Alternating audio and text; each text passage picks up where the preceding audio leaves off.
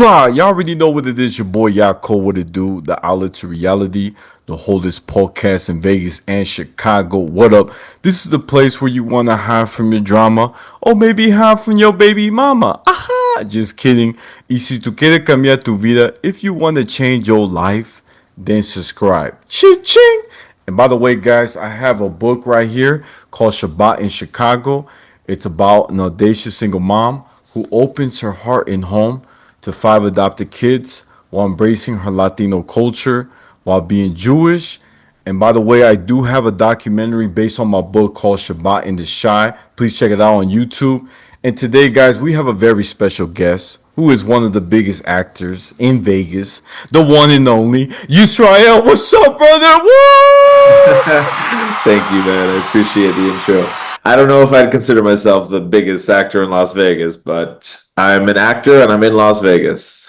Hey, you fit the criteria. I didn't know how to tell you.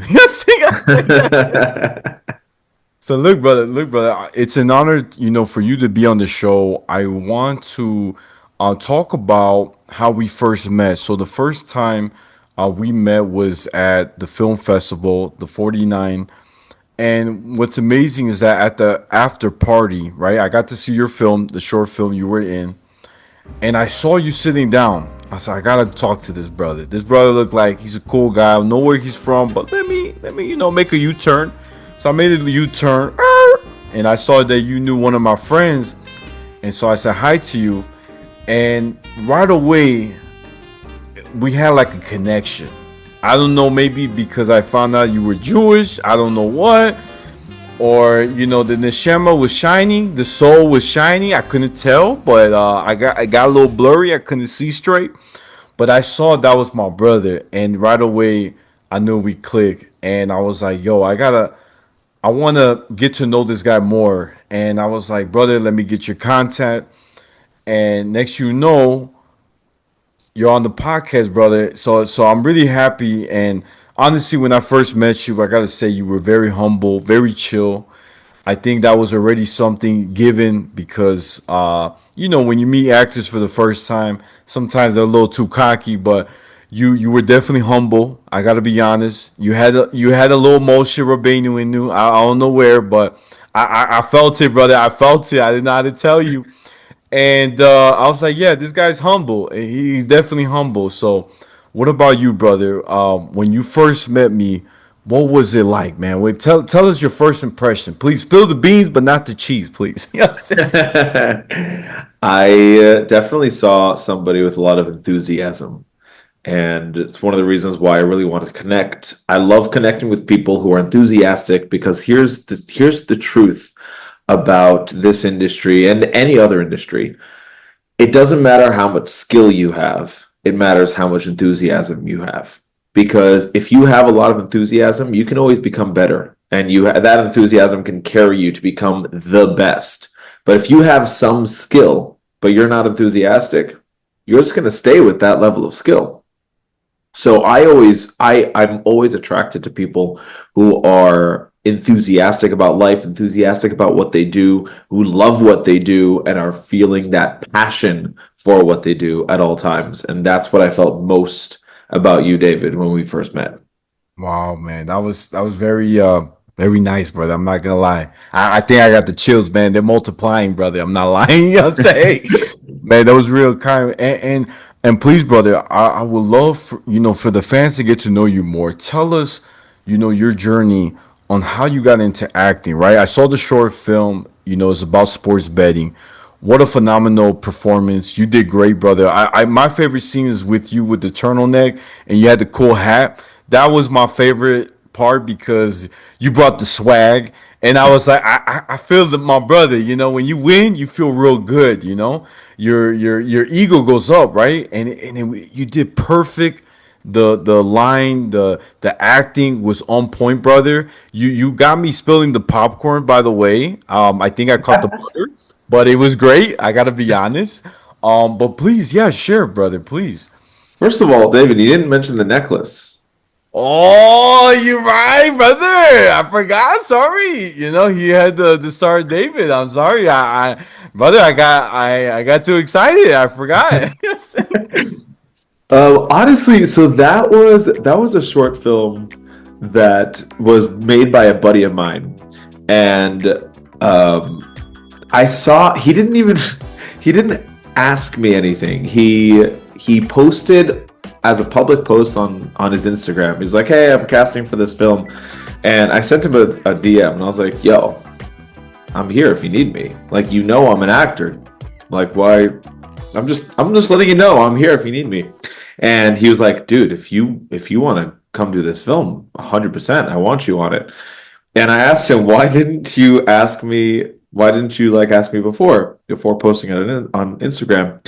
And he said, "Because I didn't think that you would be open to doing short films and student films at your level." And I said, "I will always be there for my friends. So if people that I enjoy, like you said, like I was saying before about enthusiasm, like if you're showing a certain level of passion, then and we're friends, I'm gonna do it for you." But anyway, so he calls me into this to do this short film. We I read the script. I know what the character's about, so I went home and I gathered all the swag that I could get, and we just showed up, and it was all about just having a good time. I mean, that's what it was really all about. Just trying to bring whatever I can to the script and to be there for my acting scene partner for whatever he's bringing to the script. And the goal is always the same, to make a great product at the end of the day. It's never about one person's performance. It's about everybody's performance as a whole. The actors, the directors, the cinematographers, the editors. Wow, no, that's amazing, bro. I've been watching your stuff, right, and I appreciate you sending me your links on YouTube. It's amazing how many characters you played throughout your life, right? You played a Holocaust survivor, right? You played even like a gangster. There's a scene and like the words were in Japanese or Chinese. I don't know what you were looking a swag, bro. I'm not gonna lie, you look fresh. You know what I'm saying? I said I don't know that brother yet. You know what I'm saying? And I gotta be honest, right? I saw a short film that you put together, Faded Harmony. I gotta be honest, one of the most dramatic short film. I love the drama. I love the going back and forth with your partner. You're like, nah, you gotta stop giving up. You gotta give up your dream. It's not going nowhere. You know, you're not making money. Forget about it. And you could see her trying to. She's like, I don't have to prove to you. You know, she's it's a very interesting dynamic. The scene at the end, right, where she pushes you to the water. I was like, whoa. I hope my brother didn't drown, right? And you know what I'm saying? I was like, brother, no. And it was very, very like there's so many elements, brother. What is a toxic relationship, right? Um, how do you walk away in a relationship like that? There's so many things that went to my head, and I thought it was a beautiful piece, brother. If you could share too, because you edited the short film too, right, brother? I don't know if you're aware of this. That was a 48-hour film project. So Wow. that one was done in 48 hours. Not only that, but it was done with a crew of 3 people. Wow, brother. I didn't know you were a genius, brother. No, it's not me that's a genius. It's the like I was talking about before. It's the Yeah, yeah. teamwork. It's the teamwork. Wow. But yeah, I so as a 48-hour film project, guess what genre we pulled? Which one? Which one, brother? Please tell me. Tell me. Take a guess based on what you just said about the film. I'm gonna say romance, It was drama. drama. Wow. You know what I'm saying? You said it was the most dramatic short film. Yeah. We picked drama, so we really made a point to lean into that, and that's what I like to do with these film challenges. Is when we're given a challenge, I like to go as just lean as hard as I can into whatever we're doing. So if they're giving us drama, we're going to be as dramatic as possible. And apparently, I have this thing that whenever I do a 48 hour or 49-hour film challenge, if I'm acting in it, I always get hit somehow or beaten up or pushed. Or so in that one it was me getting pushed into the water. It's just become a signature of mine. I didn't do this on purpose. Somebody else pointed it out to me and he was like, Israel, every time you're on screen, I'm waiting for the moment where you get hit, pushed, punched, beaten up, shot. Something always happens to me, and I don't know why. But that film was definitely a an experience for me. We won third place that year. The two films that won ahead of us were both phenomenal, phenomenal films. Heather Aradas is a phenomenal filmmaker. So is Scott Preston. They were both the filmmakers who won ahead of me, and I respect them very much as filmmakers in Las Vegas. And the film, the Faded Harmony film, was definitely one of the best 48-hour films I've made for sure. Whoa, that's amazing, brother. I'm proud of you, man. That a beautiful project, and one other film I have to talk about, man. I gotta be honest. What a powerful documentary, man. You basically put together, through the eyes of a rabbi. Man, what a classic, right? This one you did 12 years ago. Okay, I looked it up, and just seeing the rabbi talk about what it means to be a rabbi, how we're always working constantly. There's always something to do. Some people might say, man, don't you get stressed and you feel bored? But he enjoys it because he's helping so many souls, right? It was a beautiful piece. I gotta be honest, brother. I loved it. It gave me a different side of you. I gotta be honest, brother. It gave me a different side. I like this one. It showed like the meaning of chesed, doing kindness. It was a beautiful thing. And I wanted to ask you questions, right? Because it is about Judaism, it is about the Jewish community. Is that rabbi still like the closest rabbi to you? I don't know if he was your dad. I don't know, right? Because there's a lot of questions came up in my head. And if you can share, right? This is a beautiful piece because I don't, I want to know more about you, brother, right? I don't know if you grew up your whole life Orthodox and then you know what I'm saying? Because there's a lot going in my head. If you could share a little bit, right? Please, Of it mean course. a lot. Yeah, that's my words. You know what I'm saying? Happy to. So you might be shocked, but I am actually an ordained rabbi. No way, brother. Guys, we got a rabbi in the building. We got a rabbi. Mazel tov, mazel tov. Yo, your Continue. podcast just got holier. Yeah, I'll still. I see the Shekinah is coming, brother. I have to tell you, the presence of God is in the house. Come on, brother.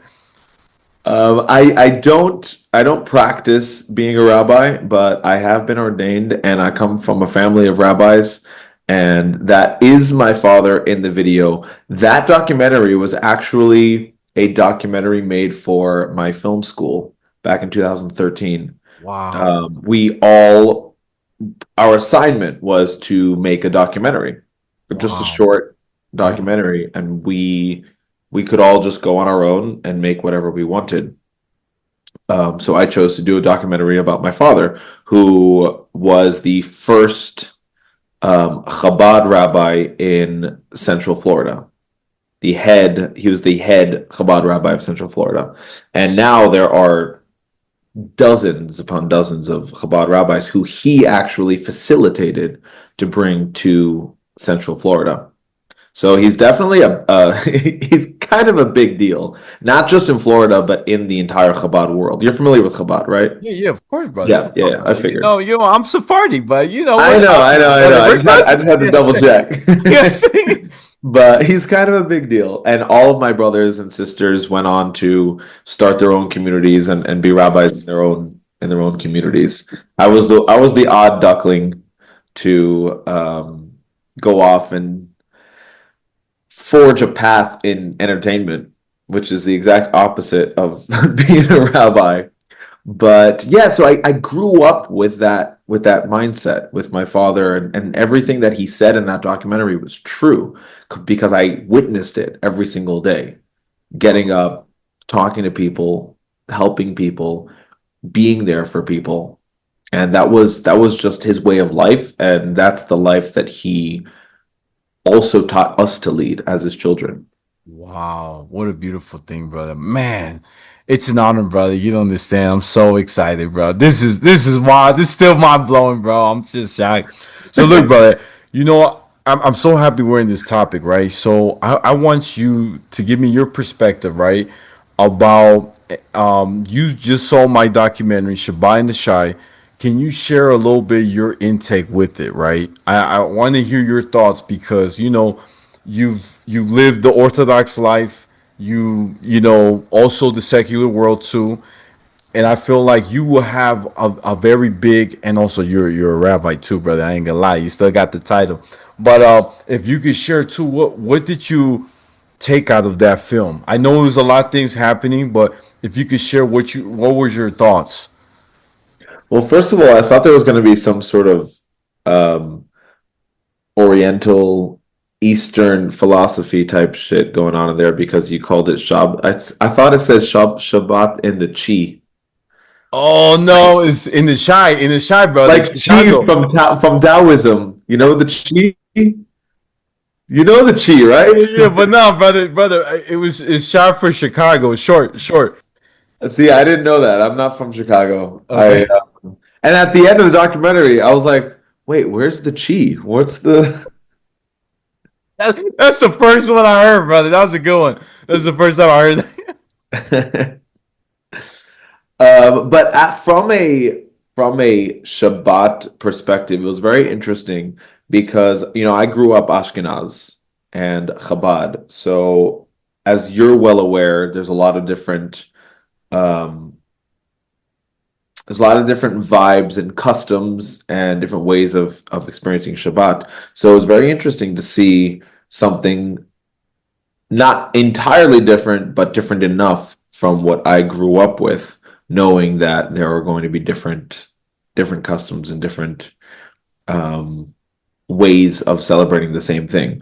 But it's funny how in Judaism we all do the same thing. It's just in different ways. Like everyone makes the kiddush, everyone makes a blessing on bread, everyone sits around a table, everyone lights the Shabbat candles. Like we all hit the same check marks.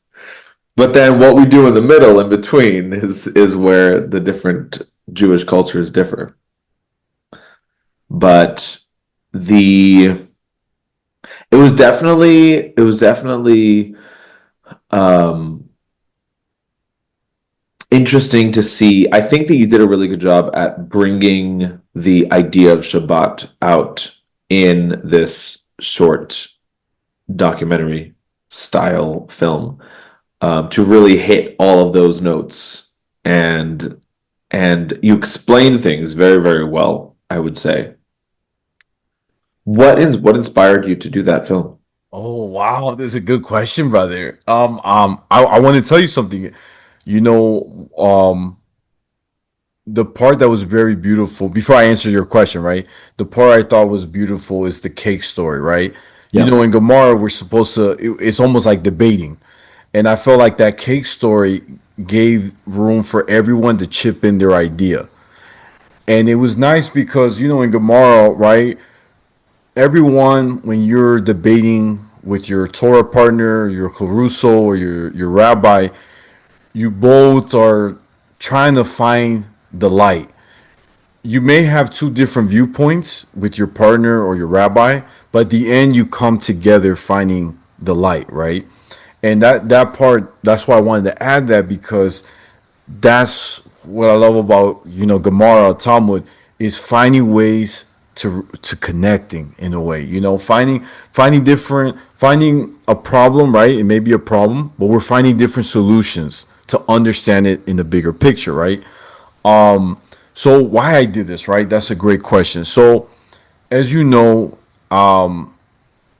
in the Jewish world, right, in Judaism, it's it's mostly showing in the media. They only show Jewish people from Europe, from the Middle East, from Europe, but or the United States. But they're mostly only showing the Ashkenaz community. So I wanted to do a film where it shows Jews of color that are not represented in the media. Hmm. So we had a Filipino woman who's Jewish. She had a beautiful voice. I had to throw her in there. Her husband, who his mom is a Russian Jew and he's half black, and my family are half Mexican, half Guatemalan. So it's like a melting pot of every culture. It was like an international conference, if you think about it. It was like everybody. And it was beautiful because, when I did this film, and I know a lot of my friends back in Chicago, even my rabbis, they're like, yo, you're not supposed to have your phone on the Shabbat table. I said, I know, Rabbi, but you have to understand, I've not seen a documentary of Shabbat, you know, like in really in television or in documentary. Yeah, there's tutorial, but not an actual moment of living Shabbat, like in the moment. I haven't seen that, and I wanted to bring that to the light. I knew I was breaking some rules. I already knew, but at the same time, like the Lubavitch Rabbi says, if you can turn darkness around and bring people to the light, the other nations, that is the goal. And my goal was to bring light to the world, showing that Jewish people come in all shapes and forms, and that we're all, in the end of the day, we're all family. We're all connected. So that was that's the reason why I wanted to put it out there. Brother, why didn't you have anybody say those things in the documentary? You're doing a documentary. That's the perfect time to talk about that stuff. Brother, but it's like I that's true. That's very true. I should have added that. But I wanted to be like a hidden message. Ah, So I wanted the audience to open their eyes to realize, whoa, there are Jewish people out there, that look like me, right? That are different. Um, that was the message, is how to bring light, right? How to change people's mind. Because I feel like the biggest problem, right? And you I know you agree with me, when people have stereotypes, right, about Jewish people, is because it's all they believe on television. yeah. It's all they believe from their circle of friends. But if they were to go out to a Shabbat dinner, if they were invited to a Pesach Seder, it will break their stereotypes, and they will realize that, you know what, Jewish people aren't bad. You know, that guy is pretty funny. I want to get to know him. I want him to be my friend. So that's what I feel. I feel like we need to. There's a lot of disconnect, and we need to bring awareness and bring people more closer. And I got something to share, brother. I want to share this with you, right? This one thing I have to share. Yeah, So go every ahead. Tuesday nights, and you're more welcome to come, brother. Next Tuesday, I would love for you to come. It'll be an honor. So every Tuesday, I have a midrash class where we're teaching about the secrets of the Torah, right? The midrash, which you already know has a lot of marshals, mashal, or parables within the stories, which is easier. I have it with a bunch of my friends, and I'm gonna be honest with you, brother.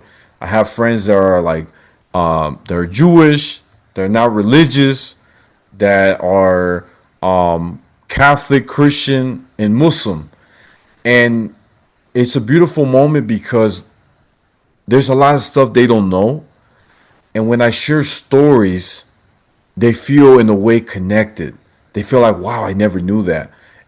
That's nice that you shared that, and this way, and I tell people, I'm not trying to convert anybody, because that's not what Judaism is all about. What I'm trying to do is show light, show that even though you have that faith and that's what you practice, that's what you follow, at the end of the day, we're all searching for that light. We just may have it in a different way, but at the end, As long as you treat me as a brother, you treat me as a, love your neighbor as you love yourself, then we're understanding each other. We're looking out. So that's something I wanted to share that with you, my brother. Thank you. Appreciate it. Yes, yes. Any thoughts from you? Any thoughts from you? I know I shared a lot, brother. I say. Hey man, I am all for bringing people together and community. So the Medrash is such an interesting place to start, but I can see I can see the benefits, especially like you said, like stories are so much easier to connect to than just laws or arguments or debates and things like that. Yeah, yeah. Which is probably why the Torah starts off with a story.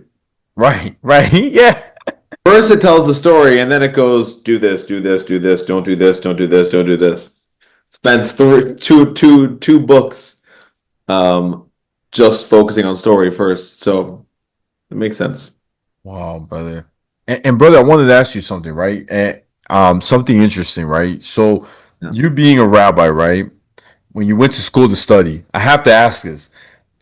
Was your dad like tough on you when he was preparing you for your test, or you did it on your own? Like you just went to your rabbi and your harusos, your Torah study partners, and you just learned separately? Because I know it's a very long test. Like it's a, ladies and gentlemen, by the way, I know every Orthodox school is different, but I heard this is what I heard. The rumors is that it almost takes so long, almost like becoming a doctor. It could take 7 years. If you fail the test, you gotta wait almost another 7 years. That's what I heard, but I don't know if I'm right.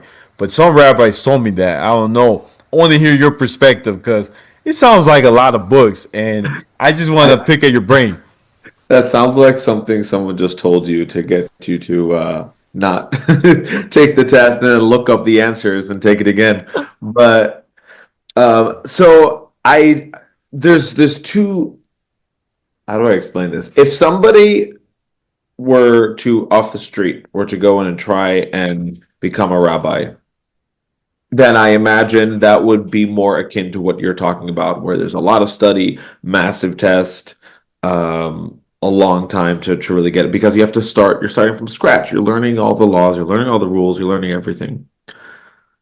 But when you grow up with that entire culture and mindset, when it's 100% a part of you, and my entire life was going into yeshiva. I did not go to regular mainstream school. I didn't go to public school. I didn't go to um, hell. After fifth grade, I stopped studying any secular studies like math, science, arithmetic, chemistry.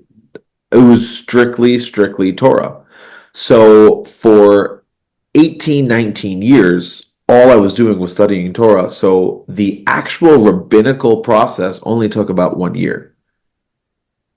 Whoa. Because at that point, it was just, okay, let's focus in on one or two subjects, which was the laws of kosher, the laws of Shabbat, and we're going to test you on that because it's assumed that all this other stuff you know. And I don't know if you know this, but there's 3 or 4 different levels of rabbi. I can't give a ruling on business because that's a higher level of rabbi that's required. I can't create a new law that doesn't exist yet. Like, technology changes all the time. New laws have to be created to adapt to modern technology. I can't create those new laws. That's an even higher level of rabbi. So there's different levels. I have just the base. I have the basic package. You got to be platinum to be making up new rules. So can you explain to like the levels? What's it called? Do you remember the levels? Um, there's rabbi. There is no. I can't. I can't.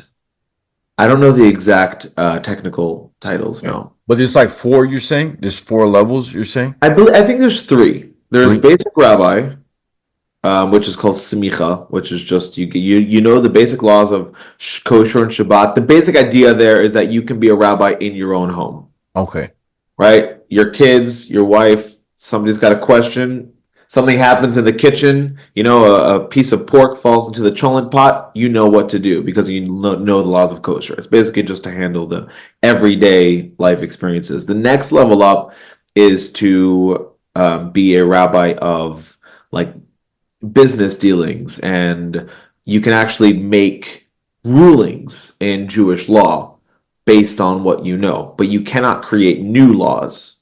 Hmm. Then the highest level of rabbi, which is the third level, he can literally create new laws based on the modern technology that's how going on, but it still must be rooted. And so he has to be able to show you, I pulled this law because this says this here, this says this here, this says this here, and therefore I came to a conclusion of this here. He still has to be able to show that logical path, but it's a certain level of understanding and learning that's required in order to meet those qualifications. Wow. That's amazing, brother. You taught me something new. I love this. This is top secret. See what I'm saying? I like this. I like this, brother. Well, look, brother, it looks like Zoom about to kick me out. So real quick, guys.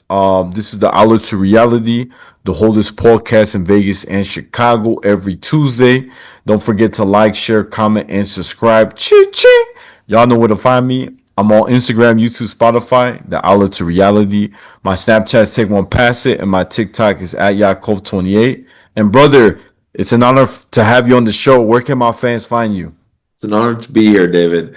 I am on all social media, Israel Dubov. I'm very Googleable. Try it.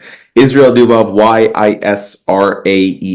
YisraelDubov. Maybe you could put like an overlay, David. But Israel with a YisraelDubov on all social medias. YouTube, Instagram, TikTok. I don't really post on TikTok.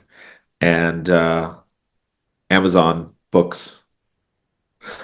We'll talk Wow. about that next time. Okay, okay. I like that. I like that, brother. Thank you, brother. Thank you.